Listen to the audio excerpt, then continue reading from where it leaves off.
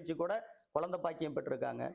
ஒரே அதாவது 45 வயசான பெண்ணுக்கு ஒரு அம்மாவுக்கு தொடர்ச்சியா அங்க வந்து வாக்கு கேட்டு அதாவது பிள்ளைங்களே இல்லைன்னு கேட்கும்போது வருஷம் ஒரு பையனா 3 பையன் பிறக்கும் போன்னு சொன்னுச்சு. இன்னைக்கு ஓமலூர்ல அந்த குடும்பம் இருக்கிறாங்க. 3 பையன் எல்லாம் என்னோட பெருசா உயரத்துல பெருசா இருக்காங்க. சரி, இந்த கோயில்ல விசேஷமெல்லாம் எப்பங்க?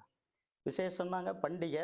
அதுக்கு அடுத்தது வெள்ளி தை 5ஆம் தேதி பண்டிகை. பண்டிகை. அதுக்கு இங்க அருள்வாக்கு வந்து வெள்ளி, செவ்வாய், அமாவாசை. சரி, இதுக்கு வந்து பாத்தீங்கன்னா அந்த ரத்த காவு கொடுக்குறாங்கல்ல, ஆமாங்க. அதெல்லாம் உண்டா இல்லைங்களா? முனீஸ்வரனுக்கு பொறுத்தவரையிலும் வந்து காவு உண்டு.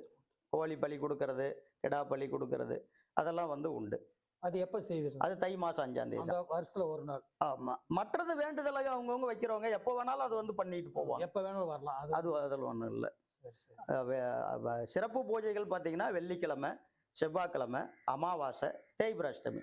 வெள்ளி செவ்வாயில காலையில ஒரு 11 மணி 12 மணிக்கு பூஜை ஆகி 12 மணிலேருந்து வாக்கு நடக்கும்.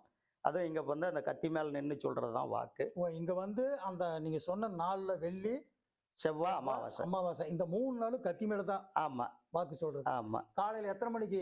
11 மணிக்கு பூஜை ஆரம்பிக்கும். சரிங்க. 12 மணிக்கு பூஜை நடக்கும். 12 மணிலேருந்து வாக்காகும். வாக்காகும். ஆமா. இங்க மற்ற கோயில் மாதிரி வந்து இப்போ வாக்கு கேட்க வர்றவங்க வந்து இதை சொல்லி தான் கேட்கணும் அப்படிங்கிறதெல்லாம் இங்க இல்லை. அவங்கவுங்க வந்துட்டு பூஜை பொருள் வாங்கி கொடுத்துட்டு அமைதியாக அவங்க குலதெய்வம் முனீஸ்வரன் நினைச்சிட்டு உட்காந்துடணும். உட்காந்துட்டு வேட்டி அவர் வந்து என்ன பண்ணுவாருன்னா, நீ என்ன பிரச்சனையோட வந்தியோ அதை சொல்லி கூப்பிடுவார். ஓ. நீங்க என்ன திருமணம் நடக்காத எத்தனை வருஷம் நடக்காத இருந்துச்சு, என்ன பண்ணுச்சு, அந்த அந்த பிரச்சனையை அப்படியே சொல்லி கூப்பிடுவாரு. குழந்தை இல்லையா அதை சொல்லி கூப்பிடுவாரு. தொழில் நடக்கலையா அதை சொல்லி கூப்பிடுவாரு. என்ன நாம கேட்க வந்தோமோ அதை மட்டும் சொல்லி கூப்பிடுவாரு.